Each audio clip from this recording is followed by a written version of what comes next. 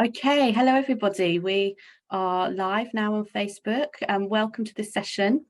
My name is Kate Legg and I'm an occupational therapist. I work for Dementia Carers Count, and I am very excited today that we're joined by Wendy Mitchell, who is an author of some books that she'll tell us about in a minute. I'm a big super fan of Wendy. I've been following her for many years, so very excited to be talking to you. Thank you so much, Wendy, for joining us. We've got some questions for Wendy, but that people have been asking in the last few days. But I'll just get started by Wendy. Can you tell us a little bit about yourself? Wendy Mitchell was diagnosed when I was 58 with mixed dementia, vascular and Alzheimer's, and I'm currently living in a very sunny East Yorkshire. Oh, I'm glad it's sunny. I'm glad it's sunny. It's a little bit sunny here in Hampshire, but it keeps clouding over. Yeah. So Wendy's going to answer some questions. And if you are lucky enough to be one of the people that posed the question that we asked, Wendy very kindly is going to send you, or will send you on her behalf, a signed copy of her book. I've got a copy of one of her books here. Wendy,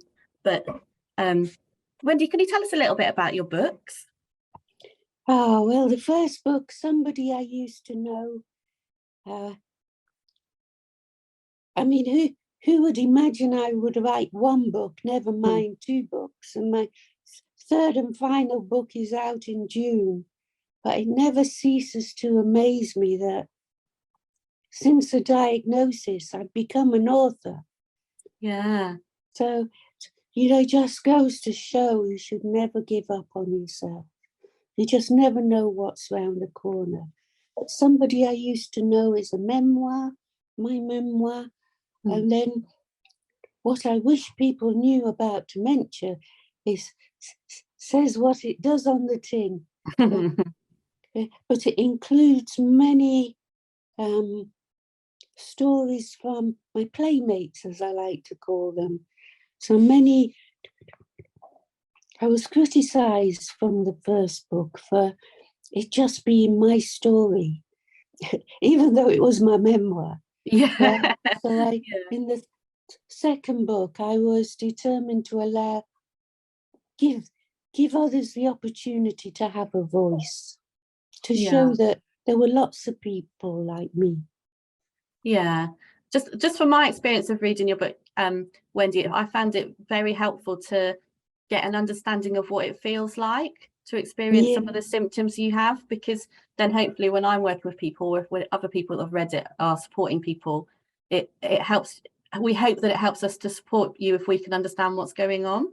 Well, that's right. If you know why something's happening, it helps you to understand, and it helps you to support someone so much better. Yeah. Okay, so we'll go for some of the questions. A question from Sandra was, what's the most important thing you do each day and why? Oh, well, just what I did this morning. I love to go out to see the sunrise, and it's getting earlier and earlier, but my body clock seems to adjust and I wake earlier and earlier. So this morning I go out with my camera, because in my village I'm known as the camera lady. I go out with my camera and take photos of the sunrise and anything in nature that I happen to see. Like this morning I saw a mum and a baby deer in the field. Lovely. And hare in the field. What a better way to start a day. And it does just start off the day perfectly for me. Lovely. Do you go out in all weathers, Wendy? Oh, well, my camera doesn't like it. So I do go out in all weathers just to get out of the house. Because if I'm stuck inside, I've only got dementia for company. Yeah. And it's not a very good house guest. Yeah. But being outside seems to dilute dementia. I'm exposed to the environments. I see people. I have that social interaction. which dilutes dementia. It's so comforting to be outside. So I do go out in all weathers, but I prefer it when I can take my camera with me. Yeah, yeah. So it really helps promote your well-being and your general feeling of... Oh, absolutely. I'd recommend it for anybody, not just people with dementia. You know, for us, it gives that connection with the outside world. Yeah. Whereas inside, I mean, some people do get comfort from being inside, but I would also always say, try and get outside, just even if it's for 5 or 10 minutes a day, just to feel the wind on your face and the heat of the sun on your face. It just is something extra other than dementia. Yeah, connects you. Yeah. I was thinking of the senses and all the things that you can see and hear as well, because where That's I right. walk in the woods, I can hear woodpeckers in the Yeah, morning. And they're so do I fascinating, and every morning. I always think, Yeah. oh, I'd love to know what they're saying. It stimulates your brain so much, which I can't express how beneficial that is for us. Yeah, To be stuck inside with no stimulation is so bad for someone with dementia. You know, yeah, we need that stimulation. And I know many people say to me, yes, but he just wants to sit. My mum just wants to sit. And I say, yes, but that's dementia's cruel way of making you feel as though that's the right thing to do. That's the comforting, safe thing to do. yeah, But that is a cruel trick of dementia. But to be outside, the stimulation is actually pushing dementia into the background because yeah, it takes your mind off. It focuses your mind on something different. yeah. We were talking just before we came on air about animals as well, so still the nature theme, but how Yeah. animals can bring comfort as well. Oh, I used to be terrified of animals before dementia. As soon as dementia entered my life, I lost all fear Yeah. because I was facing my biggest fear, facing dementia. So Mm. what on earth did I have to be afraid of? Yeah. So now every village dog gets a hug from me if they'll let me. Hmm. I adore Billy the cat, who just snuggles on my lap and gives me that undivided attention. Mm. It's so calming having animals near you. Hey, they don't answer back, which is wonderful. They Mm. don't contradict you when you get something wrong, Hmm. but they're just there. We can learn so much from animals as they are so good at living in the moment, Yeah. which is what we should do. Yeah. Thank you, Wendy. We've got a question from Samantha, who says, what is the one thing I should or shouldn't do for her 80-year-old dad who's just been diagnosed with Alzheimer's? So from a carer's point of view, any advice about what you should and shouldn't do? Yes, definitely don't disable us before we've lost the capacity to do something. My daughters in the beginning used to do so many things for me. They used to put on my coat because, for the kindest of reasons, people suddenly wrap us in cotton wool. Mm. And it's actually the worst thing you can do for us. Because if we don't do something day after day after day after day, we forget. And then you're stuck with having to do that one thing for us forever. Yeah. So I began to realize that when my daughters weren't there, I was getting in a right old pickle putting on my own coat. So I said to them, if you continue putting on my coat for the kindest of reasons, I'm going to forget. And every time I want to go out for a walk, which is many times a day, you're going to have to come to my house and put on my coat. And they stopped immediately. Lovely. You know, for the kindest of reasons, you start to take over and think you have to do things for us. But allow us an hour. If it takes an hour to do something that we can do, it means you've got that hour to do something else. But also concentrate on what we can do. Yeah. Don't focus on what we can't do. I could have a list as long as my arm to say the things I can't do, but I've no control over them. So I never focus on them. Instead, focus on what we can do, what we love to do, and help us and support us to continue to do those things. Just because we have dementia doesn't mean we have to stop. No. We all had talents before a diagnosis of dementia. We don't suddenly lose those talents overnight. And dementia doesn't happen all at once. It's progressive. And the more you can enable us to do, the happier both of us will be. Lovely, lovely. Thank you, Wendy. That's very inspirational. We've had some comments which I'll just read out and then we'll get back to some more questions just to give you a bit of a breather. Feel free to have a sip of tea if you need it. I will. I hope people have got their cuppers. So Caroline said, "Hi Wendy, lovely to see you for real. I've read both of your books." Oh, hello, Caroline. And then Sarah says, I'm reading your second book now and I'm really enjoying it. I work for days at the Haven Day Centre run by Age Concern, and your books have really helped me to support our clients. Oh, wonderful, Sarah. And That's then so lovely. Sylvia, I've enjoyed both your books. It has helped me understand how my husband must feel.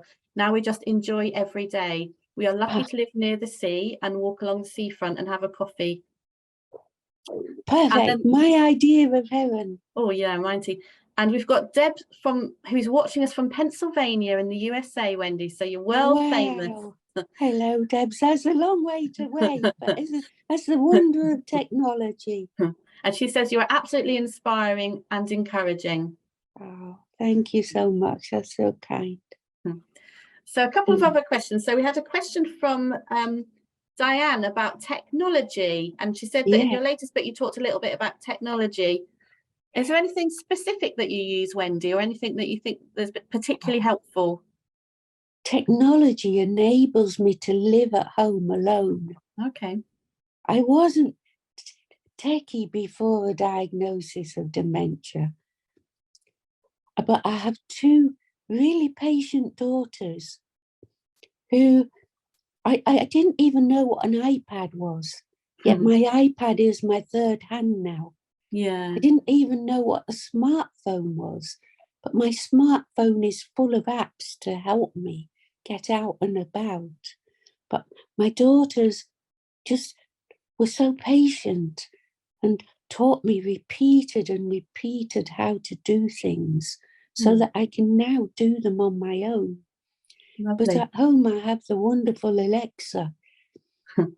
And I used to fall up and down stairs because I couldn't find the light switches. Yeah. But I can ask her to put the lights on upstairs before I go to bed. Yeah. So that she switches the lights on for me. She can play me calming music when I'm feeling agitated. She doesn't contradict me. She can also put the kettle on when in the morning when I go downstairs. So I say technology is wonderful, but only don't expect someone necessarily with dementia to be able to set it up, because they don't make these things easy. But don't set it up so that it can do anything and everything, because it would overwhelm us. I only have it set up to do the things I want her to do, the things that are useful for me. Yeah. So be very aware of how you use technology. It's the same as an iPad. During lockdown, I'd raised some money to buy some of my playmates' iPads so that they could learn how to use Zoom and we could meet on Zoom. But we had someone set up the iPad so that it didn't have hundreds of icons on the front page. It just had what they needed, so that it made it simple for them to learn. And they learned it wonderfully, and we met every week via Zoom. It was just wonderful. Sounds great. Sounds great. Well done, Wendy. I'm very impressed. I feel a bit like I need to catch up with you on the technology front. I don't have an Alexa yet. Oh, she's so lovely. She's the also thing, because I live alone. I always say good night to her. And she says good night, speak to you in the morning. And that's just comforting to know there's something there if I need her. But also from a if I fall downstairs and I can't get up, I can shout to her to ring my daughters. Okay. So that's a really good thing to set up. And we know it works because we've tried it. Yeah. So they're very useful. That's similar to a question that Sandra's asked a question about that you live independently and by yourself. Yeah. And so are there any particular difficulties that gives you living on your own? Oh, well, I don't call them difficulties because I always try and turn negatives into positives. But living on my own means I have to find a way to overcome the challenges dementia throws at me. Otherwise, I can't live alone. And I value my independence so much that I try everything. And my daughters support me in that way. If I'm struggling to find a way, because in my mind, there's always a way to overcome the issues that we face, then they help me. So I don't call them difficulties. I call it a game I'm playing with dementia. And I don't like losing. So I always want to win. Yeah.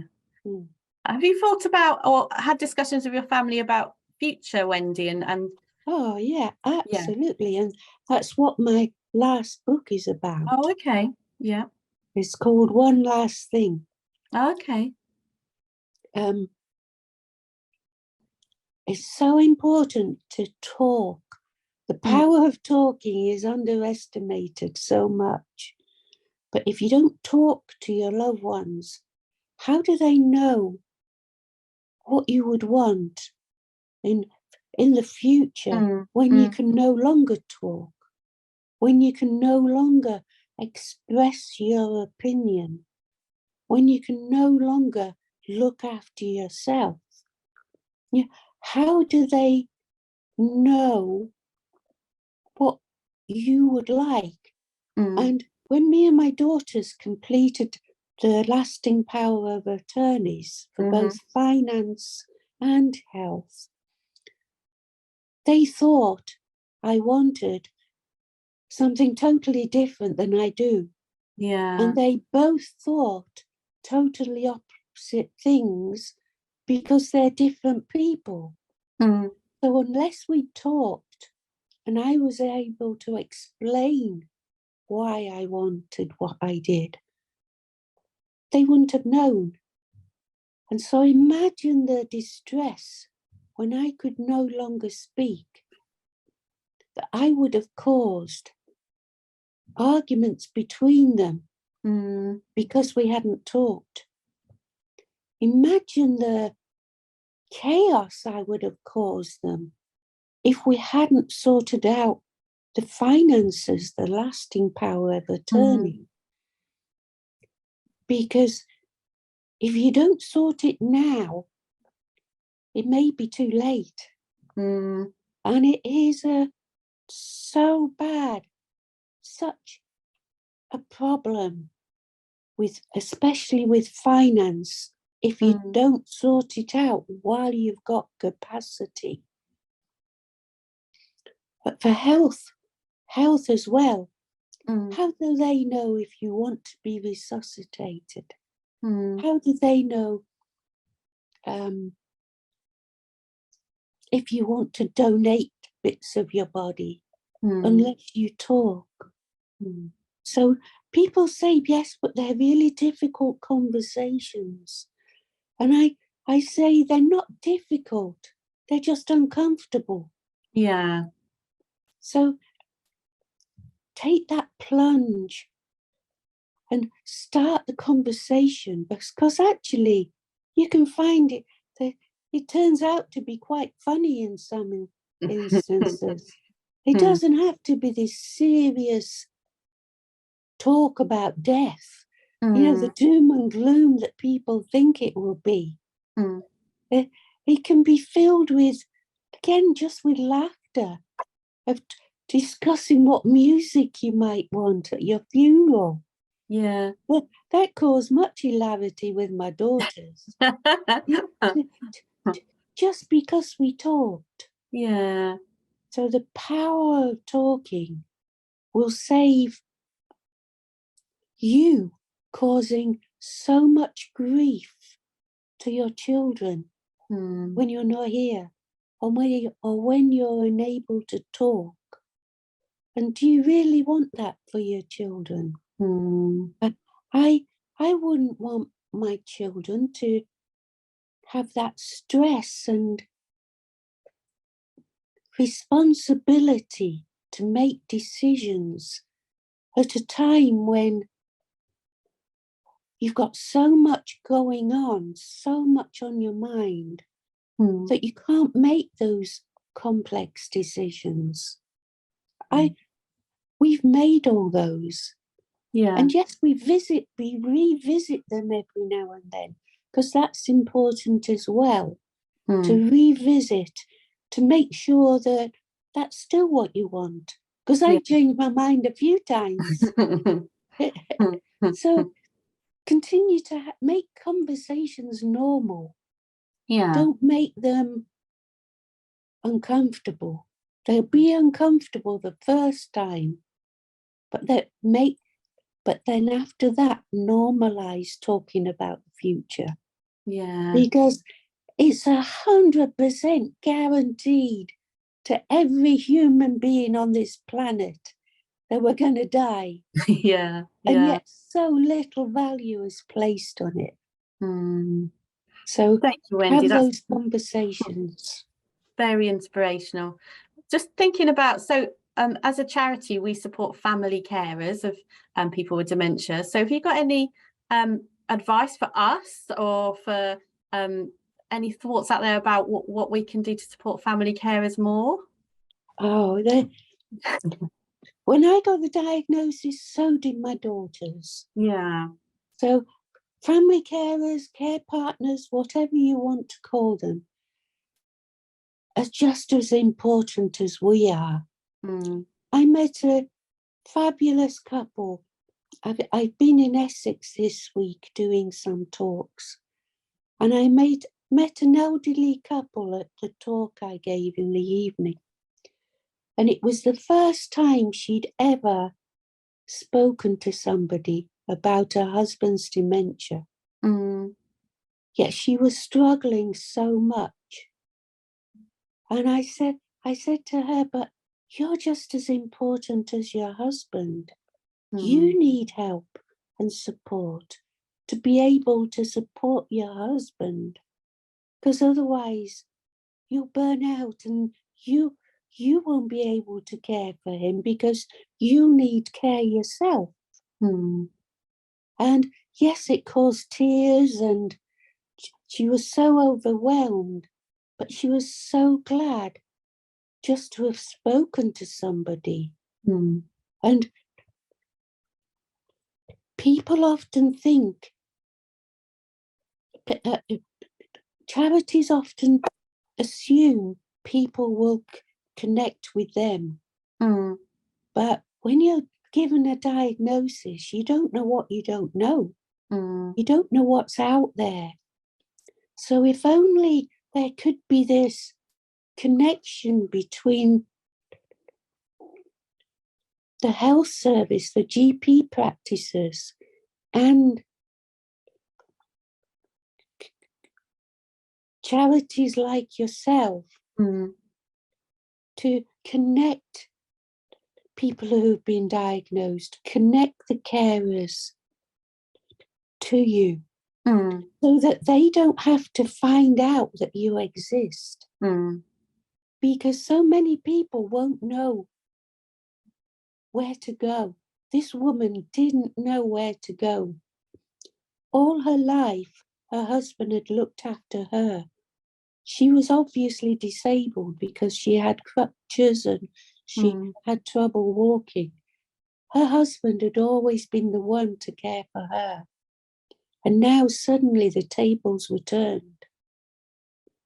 So I spoke to both of them, because that's the other thing to do, to speak to both people, the person with dementia and the care partner, to find out what help they need, what they're struggling with.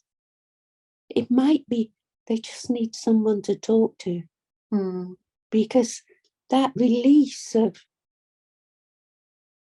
1,000 words will